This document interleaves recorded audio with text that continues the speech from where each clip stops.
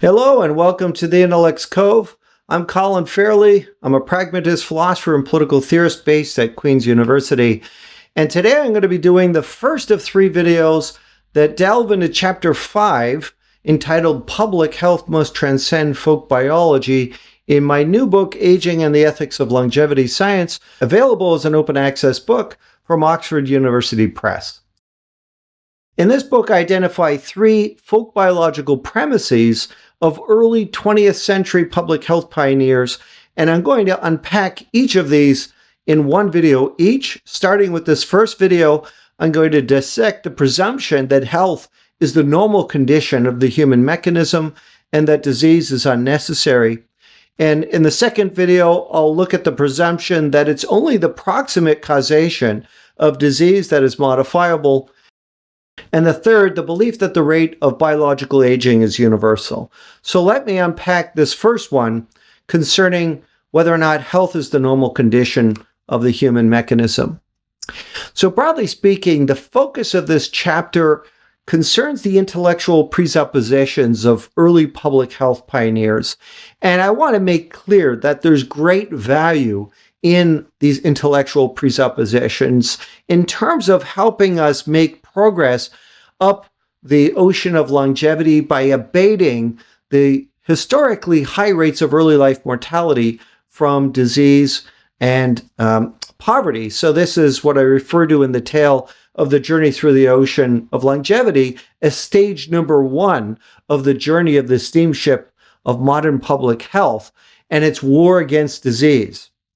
And what I'm going to suggest in this chapter is that despite the great value of the intellectual presuppositions of sanitation science and early 20th century public health pioneers, there were many of presuppositions that they articulated that actually constrain our ability to tackle the public health predicaments common in an aging world, namely the onset of multimorbidity in late life and a growing gap between health span and lifespan.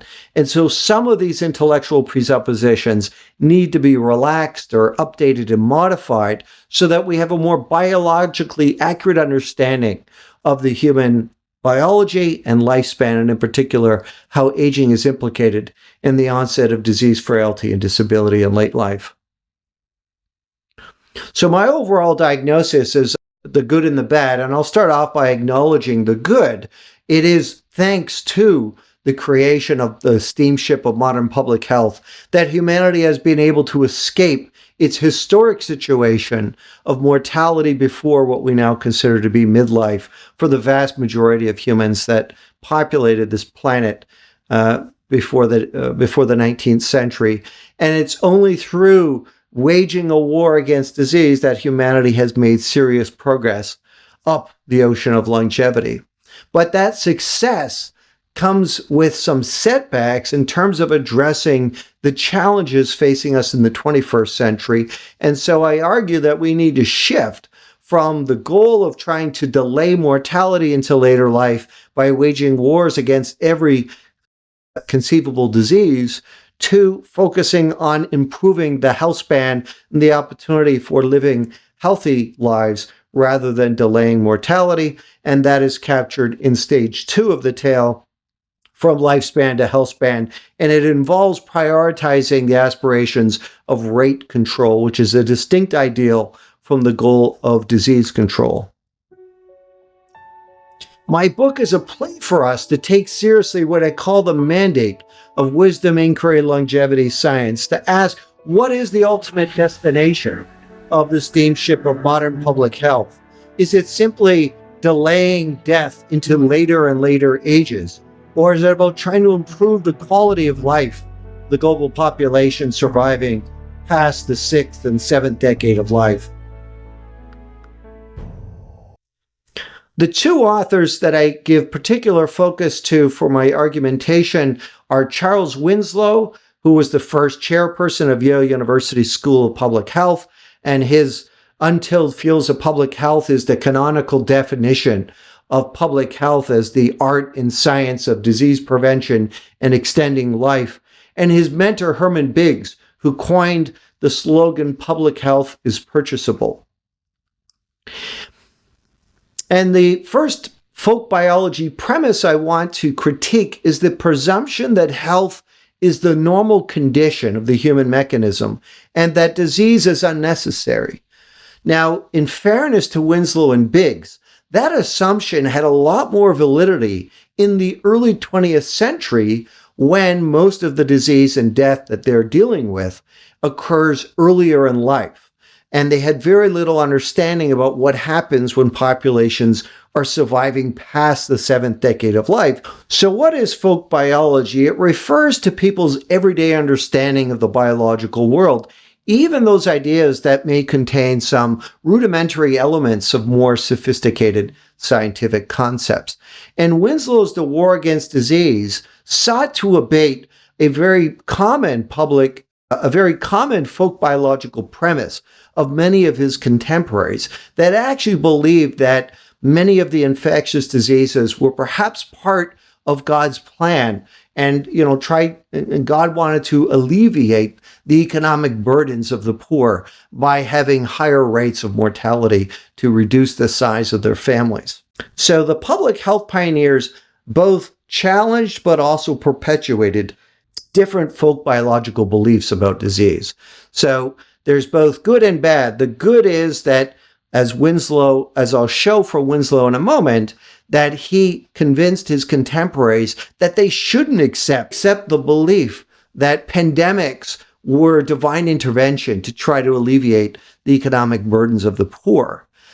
And yet at the same time, they perpetuated beliefs that constrain our ability to see biological aging as a modifiable risk factor for the onset of disease, frailty, and disability, and the aspiration of rate control as a morally laudable aspiration for public health in the 21st century. If you recall in the tale of the journey through the ocean of longevity in the introductory chapter of this book, I described how humanity made very little progress up the ocean of longevity because of the onset of early life mortality that historically kept life expectancy at birth for global populations below what we now consider to be midlife. And Winslow was aware of this, and I'll show you a quotation from his 1903 article that the cure of disease was variously attempted in the remotest ages of which we have any record, but its prevention is a strictly modern phenomenon. Until a somewhat recent period, many devout persons sincerely believed plagues and pestilences to be a merciful provision on the part of Providence to lessen the burden of the poor man's family. All right, so the folk biological belief that the prevalence of high rates of early life mortality was the result of some divine intervention was a very common understanding of the biological world, but it was folk biological, meaning it had no bearing on reality. God was not intervening with smallpox and dysentery and polio and scarlet fever and polio, etc., a long list of infectious diseases. There's over 1,400 infectious organisms that cause disease in humans, and that wasn't part of a deity's plan to reduce the population size or to constrain or to relax the economic burdens on the poor. And Charles Winslow's mentor, Herman Biggs, was the chief medical officer of New York, and in 1911, he published an influential essay on public health is purchasable, and this is the editorial at the beginning of that issue, and I'm just going to read what it says. The statement which appears on the cover of this issue expresses a truth which lies at the foundation of the entire public health movement. Any community can buy such a degree of healthfulness as it is willing and able to pay for. Now, I believe this was true in 1911 when the public health could purchase additional years of healthy longevity by abating the rates of high early life mortality from infectious disease and poverty. But it becomes much less true in the 21st century for populations surviving past age 70. It's much more difficult, if not impossible, to simply purchase additional years of health for populations that are surviving to the upper bounds of the human lifespan. Though it's a little bit more tricky than that, I will concede that there is some nuance that one could add to this, because poverty does accelerate the rate of biological aging, but even that will be constrained by the inborn aging process itself. So in particular, it's this passage from Winslow here in his 1903 article that I want to take issue with. He asserted that health is the normal condition of the human mechanism, while disease and premature death are in large part unnecessary. So there may be some debate around, what constitutes a premature death and what constitutes unnecessary. But I would argue that this claim has validity when we're only looking at, disease and death in the reproductive or pre-reproductive phase of the human lifespan. But in later life, the post-reproductive window, so, beyond age 60 and 70, it's normal for the human condition to be vulnerable to multimorbidity, frailty, and disability. And this is illustrated by looking at how the leading causes of death for females in the United States changed between 1900 and 2010. So this represents simply the three leading causes of death per 100,000 females. So in 1900, influenza, tuberculosis, diarrhea, and by 2010, heart disease, cancer, and stroke. And in particular, if you look at the number per 100,000 females that died of the two leading causes of death, it's pretty comparable. But there's a huge difference in the age cohort for mortality in these three categories, right? So this is the importance of looking at the epidemiologic transition between what we can refer to as the age of receding pandemics, which is what was occurring in the early 20th century. So most of these deaths would have been premature deaths among the young, including many children dying from influenza and tuberculosis. But by 2010, there are very few, though there are some children in the United States dying of cancer, but the vast majority of females dying of heart disease, cancer, and stroke are in later life, beyond age 70. So this is the age of delayed degenerative disease. And so when we're saying that disease is not part of the natural conditions, it has much more validity in the age of receding pandemics, that most of that disease could have been prevented through sanitation science. But by the age of the delayed degenerative disease, with populations surviving past the seventh decade of life, you can't say that all heart disease, cancer, and stroke are the result of things that could have been eradicated through improved living conditions. There's some truth to that, in that there may be smoking cessation, for example, with certain types, though not all lung cancers. But it's a very different scenario in the age of delayed degenerative disease.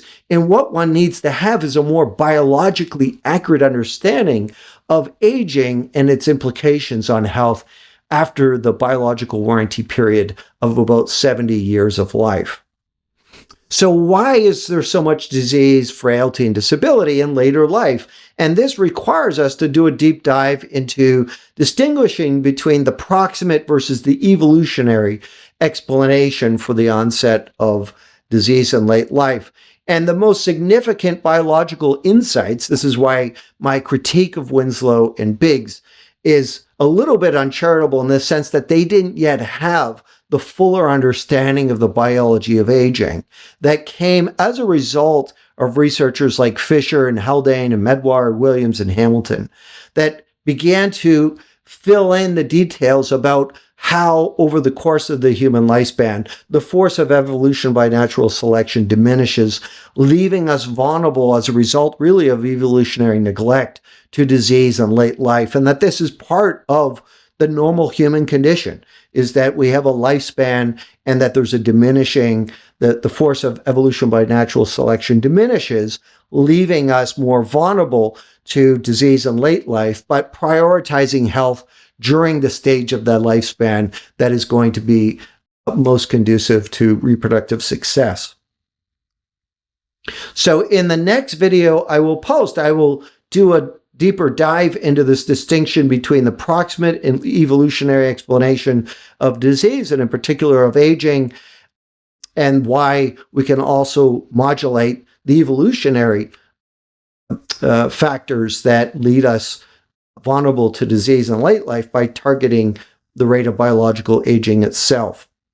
So it's really important to recognize, and the reason why I emphasize the folk biological premises of Winslow and Biggs, is that they actually were instrumental and foundational to the creation of the National Institutes of Health and the CDC. The NIH, for example, are actually institutes of disease rather than institutes of health, and that mirrors Winslow's prescription of having a protean approach to public health, where you target each disease one at a time, rather than just trying to promote health more generally.